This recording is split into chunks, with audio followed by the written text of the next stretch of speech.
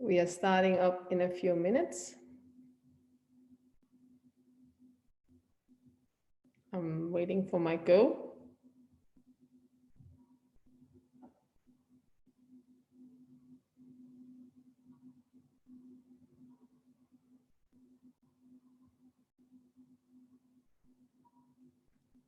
It will come right.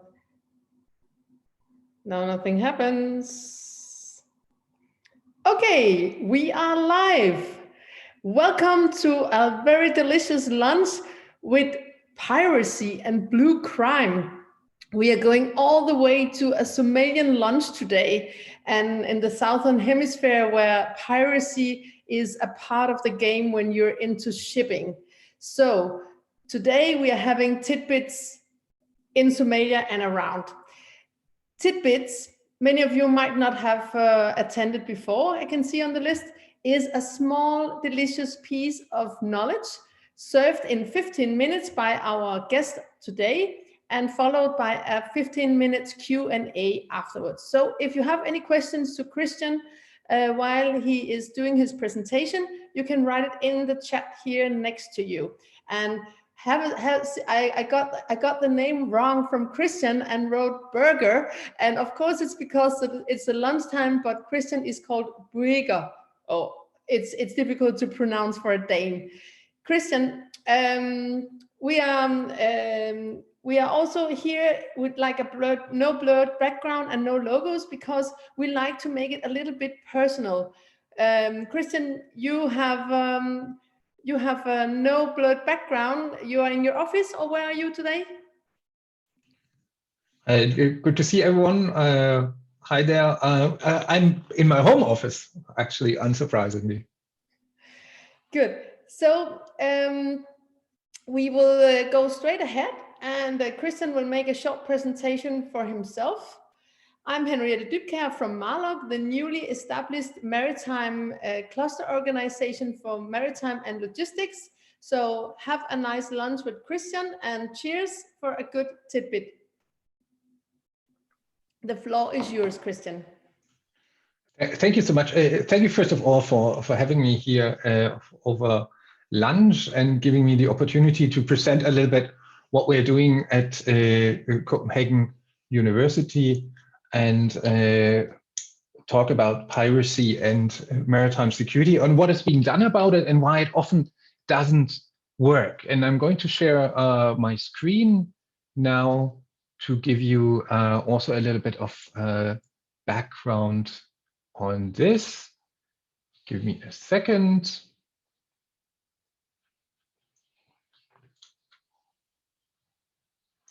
Here we go. So I'm going to talk about capacity building as a response to blue crimes, and often it is heralded as something like the silver bullet for fixing problems of blue crime. And I like to question that a little bit and introduce you to some research of why capacity building often fails. So very quickly, as a background, this research is actually based on an activity from an international network, the SafeSeas network, and that is literally an association of scholars from actually all around the world interested in maritime security and ocean governance. So if you're interested to learn more, I'd like to invite you to visit our website at safeseas.net. And at the moment, we actually have three core projects, so to say. One is on blue crime in the Indo-Pacific. A second one is on maritime security in Ghana, which is actually funded by the Danish Ministry of Foreign Affairs. And another one is on the protection of submarine data cables. So this is basically what keeps us busy and what is in the background of my talk here today. Now, I'd like to introduce you to some of the findings of an earlier project that is concluded now.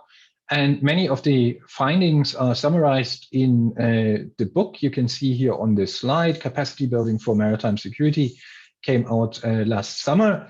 But it's actually only one of two publications. So to say, for the book you have to pay, and the other publication is for free, and that is a best practice toolkit, which is much more geared towards practitioners and those directly engaged in maritime security. So go on our website, and there you can download it for free. So the core question of this research project was, why is it that we spend so much money on capacity building projects, but that they often do not deliver? And I like to address this question in the next couple of minutes. And quite obviously, this first of all requires me to give you a little bit of a context. Where does this question come from, and why is actually so much money being spent on capacity building to start with? Now, just as a context, piracy is an ongoing key threat around the world in particular areas, as you can see here on the slide. And historically, this started in the 1990s, so to say, where there was a massive escalation of piracy in the Strait of Malacca and Singapore, and that led to quite a substantial international response. Then it was piracy off the coast of Somalia, largely from 2008 to 2012. Many of the activities are ongoing, but the threat of piracy, quite obviously, is no longer there. Now we're looking at a risk of piracy returning. Quite obviously, in the Gulf of Guinea, this is an ongoing concern, and you might see this in the news on a regular basis, and that is also the currently biggest worry if it comes to the Danish Navy and Danish foreign policy. So those are the three piracy hotspots, so to say. People always talk about the Gulf of Guinea, but actually we are talking about Nigerian piracy here, and happy to discuss that in the Q&A. So what we have here is an ongoing challenge on how to deal with piracy. In order to understand where piracy actually comes from, it is useful to ask what are actually the root causes. Where does piracy come from as a problem? And I quite obviously cannot go into all of the details here, but there's basically a set of 7 root causes that you can see here on this slide. So we are talking about weak law enforcement at sea and corruption of officials. We are talking about populations that are economically disadvantaged and hence turn to organized crime. We are talking about crime being an activity that is somewhat culturally acceptable. We are talking about a particular skill set. In the case of piracy, that includes navigation and how to board actually a vessel. But what is required, quite obviously, are also criminal entrepreneurs that develop a business model and lead on these activities.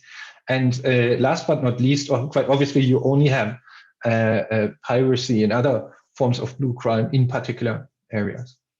So this is basically what causes piracy, but also other blue crimes.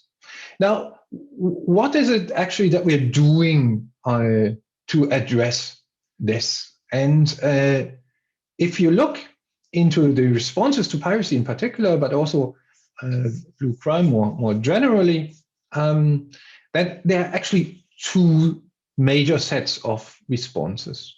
The first one is deterrence and policing at sea.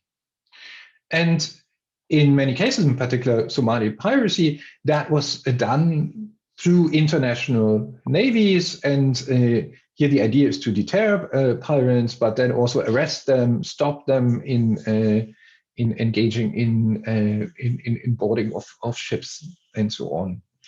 The second layer of that response is private security companies, and that's the debate on armed guards and so on. And the third set of responses comes actually from local countries. So that might be a Somalian Coast Guard or the Kenyan Navy, for instance, and so on.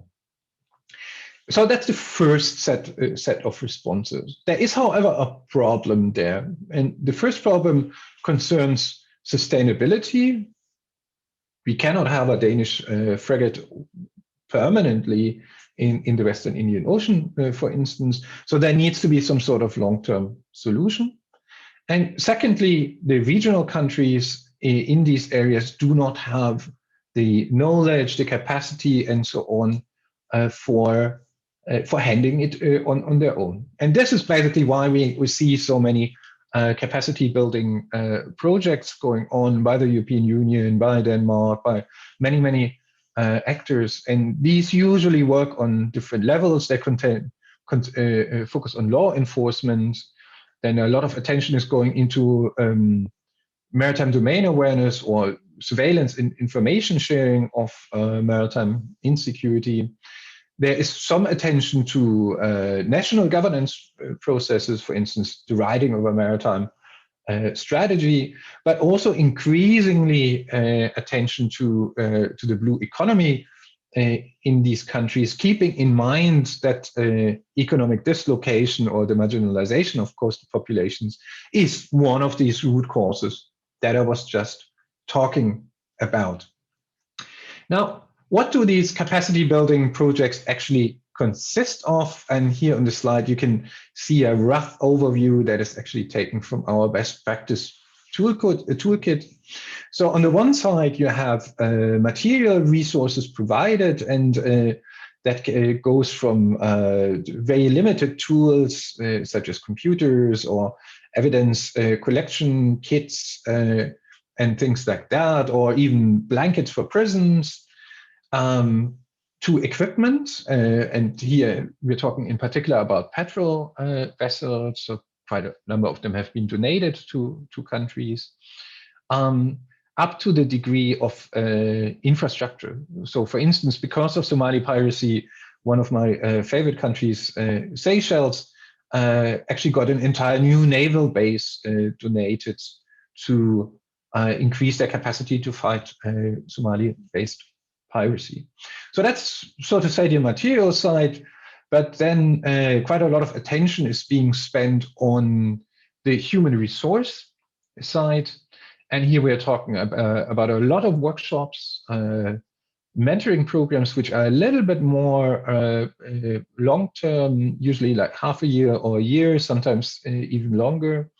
Training activities, which in difference to workshops are also a little bit longer. And to a limited degree, actually education activities. And you can see here on the left-hand side that there's also a certain kind of like time scale involved in these projects. And if you ask me where the majority of projects sit in this graph, then the answer would be it's on the level of tools and workshops. So the majority of activities are actually with a relatively short time span. Now, when and how do these projects fail? And time scale is actually one of the answers to that. So there's a number of quite significant problems in providing capacity building assistance like this. And here I'd like to flag very quickly 6 major problems of what is going wrong a lot of times. And this is why we have ongoing piracy, and the regional countries cannot take over. The first problem is short-termism. The majority of things that are being done are being delivered in the frame of projects which usually have a lifespan of 2 to 3 years, and then comes the next wave of projects and so on. But hardly any of these projects are actually planned with a lifespan of 10 to 20 years, which is what we actually would need to develop this capacity building. The second problem is there's actually too many capacity building projects in many countries, and that leads to a problem of saturation. So some of the countries, they are so busy in negotiating with donors about their capacity building projects that they actually don't have any time anymore to attend to their real work. A third problem is the lack of political awareness that often goes into the design of these projects. If you do a capacity building project in a country like Kenya or Seychelles or Ghana, then you always need to be conscious about that this is an intervention into a political context. It creates winners and losers. You empower one agency, but not another. And that is often what is not adequately considered if it comes to the design of these projects. The fourth problem is that very often there's a lack of coordination between projects. And the more projects we have, quite obviously, this becomes increasingly problematic. And it is a huge problem in many of the countries that we actually look at in the book, in particular, the Western Indian Ocean countries. And this coordination problem is actually even increasing because there's also a tendency in these projects to go for the so-called low-hanging fruits. So there's quite a number of projects that try to do similar things, which are easier, so to say, achievable within a 2 to 3 project time span. But that quite obviously leads to the problem that there's a lack of attention to the high-hanging fruits, so to say, which might be much more important in the long run. The last problem I like to flag is that there is actually also often a problem of a lack of expertise or knowledge on how capacity can be built, and we often start out from the assumption that we just need to do it like we do it at home. We can build a coast guard that operates in Kenya in a similar fashion like it does in Ireland or Denmark and so on. So these are some of the problems I would like to flag here. To come to the end, I hope I was able to show you why capacity building often does not deliver. So there are severe shortcomings of how we do that currently.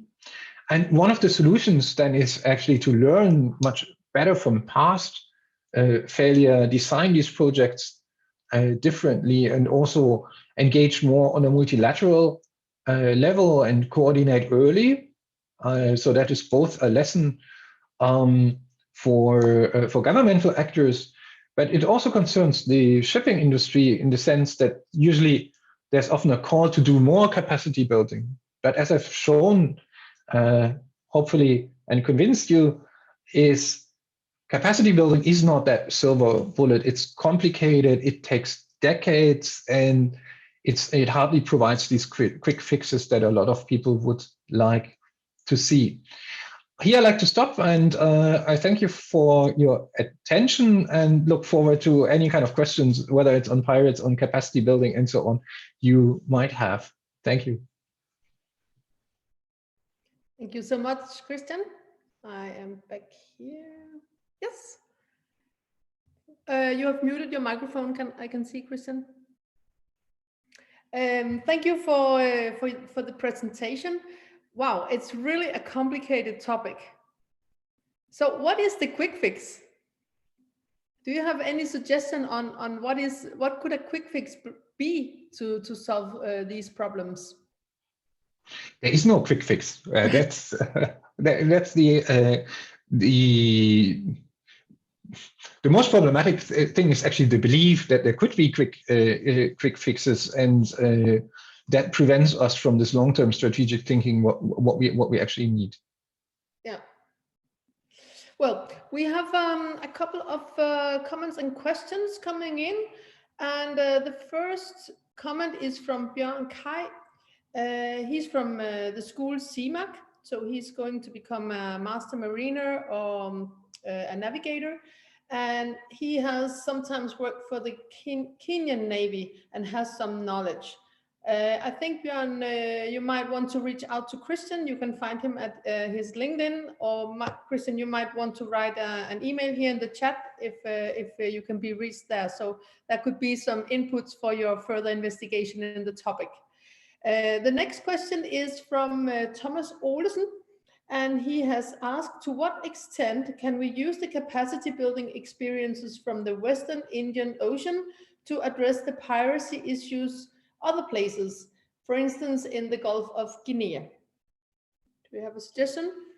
That's a wonderful and very, very important question, because there can also things can go wrong there as well. There is a number of generic lessons that can be learned from studying the Western Indian Ocean, like any other region. So these, I would say, are widely adoptable. But you are quite obviously spot on in terms of inviting a reflection on what's the difference between the Western Indian Ocean and the Gulf of Guinea. And quite obviously there are central differences, including, for instance, that we are here dealing with a lot of sovereign states that have significant interest in their maritime domain, while the situation concerning Somali piracy was, of course, first of all, it was one state whose coastline was at stake, and secondly, there are less maritime interests there.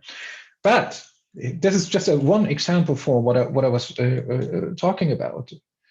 The awareness of these specificities and the context in which capacity building takes care, that is a generic lesson. And the projects that we have looked at in the Western Indian Ocean, we were often surprised how little those who were involved in the design of these projects actually knew about the political context, how the problems were discussed in the parliament in a country, who else was designing and implementing capacity building projects. And I was flagging briefly that we're right now working on the case of Ghana, and there we can see exactly the same kind of problems up to a frustrating degree, so to say. So there are super important cross-regional lessons that can be learned. I'm a little bit curious to know how do you conduct these studies? Are you there? Are you going to the area, or is it more like a desk research project? How do you conduct this kind of research? Very low-key question, but I'm just curious. Might be someone out there also being curious. Well, there's quite obviously a pre-COVID and a post-COVID answer to that. Let's say the pre-COVID one. To start with the post-COVID, is we actually spend now a lot of time on Zoom to do our research as well, and that implies to attend meetings, but also to do quite a lot of conversations, many of which happen on Zoom. To some degree, it has made our life easier as well, because some people are easier approachable via Zoom. In the pre-COVID space, much of that was actually carried out in visiting the countries. So for the book that I was just talking about, we had a research assistant in each of the countries that we were studying in depth. And then it was a research team of 3 core authors, and each one of us then spent also extended periods of time in those countries. So I had the pleasure to spend quite some time in Seychelles, but also Kenya to do this kind of work. And then it is mainly interviews on the one side, that you talk to those who design these projects, that deliver them, but then also those who are on the receiving end.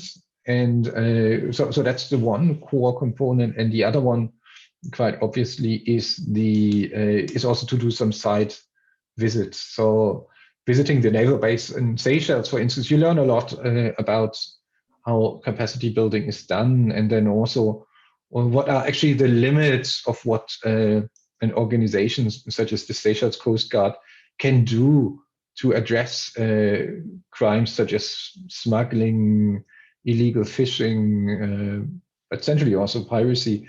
But their resources are extremely limited. And there's also the often problems that we don't really see. So one of the main factors in all of that is how much fuel they have, because fuel is expensive.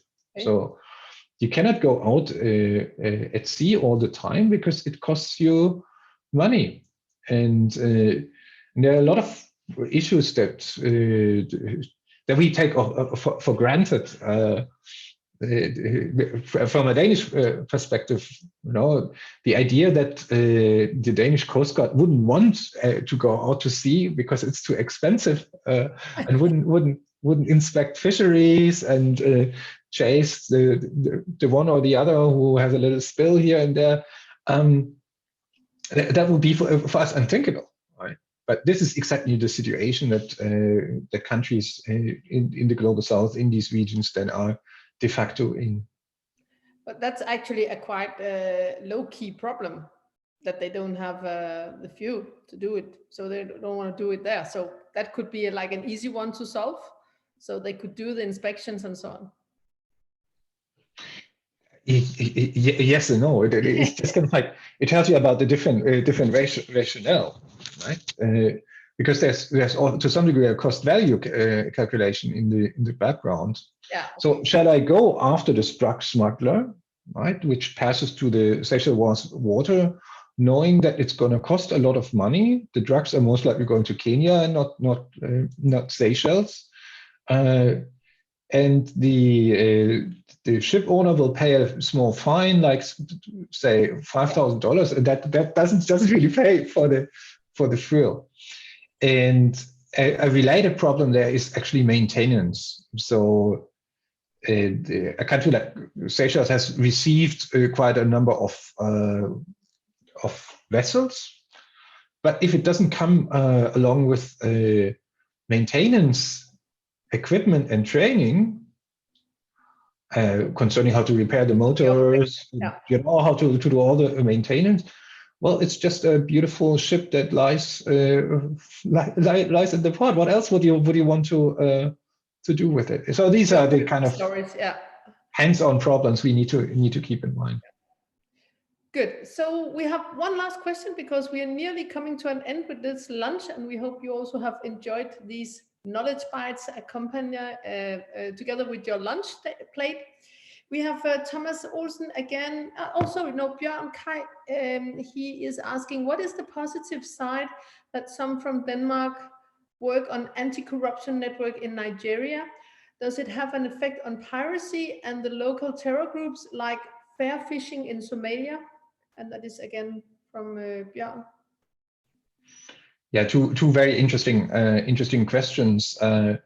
To start with, fair fishing in Somalia, that was always from the beginning a proof of concept project, and I think it was quite powerful in terms of showing that that these projects can be done differently than what is happening on state level and international organization level.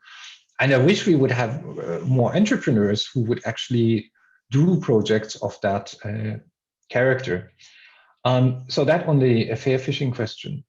If it comes to corruption, I assume you're referring to the network that we have here in Copenhagen, the Maritime Anti-Corruption network.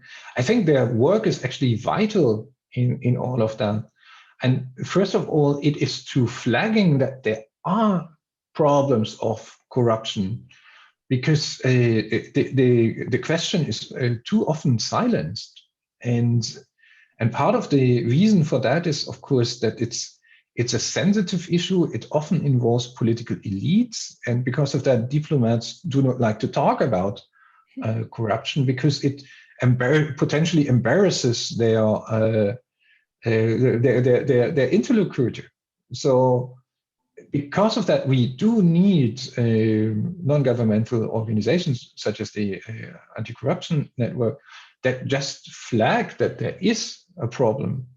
And I was really delighted to say that to see that the new Chief of Naval Staff in Nigeria, he was the first one to actually admit that there is a corruption problem in the Nigerian Navy, and that piracy is linked to that. So I think the answer here is we need to raise awareness continuously for the problem and force, so to say, the diplomatic elite or those who are designing the projects to incorporate it and not shy away from addressing it. It has definitely not gone away, that problem. But it's right, you're right. Sometimes it's more up in the media and then it declines a little bit of interest and then it comes up again. So that's the organization's importance, that they keep addressing the problem, and the Danish shipping and so on for fighting it. Good. We have one last question, and that is from Thomas Olesen again. Is it the same tools, workshops and tools that are used everywhere, or are these differences in capacity building initiatives in the different areas, like the difference between Africa, Asia, or South America? Yeah, thank you. Thank you for the question. There is something like a universal repertoire of things that are being done across the world. There is actually also, to end on a positive note, there's also some indication that capacity building providers are learning and moving away from these short-term workshops and these limited trainings, and are increasingly more thinking midterm in the 2 years range, that mentoring programs become more extended and so on. But there continues to be a problem if it comes to staff, like finding who wants to hang out in Somalia for 2 years nonstop? I assume almost no one. Right? And then, of course, you have to create the conditions where people would only work half a year there, and then you have the continuous rotation of people that actually provide capacity building assistance, and that speaks against continuity, basically.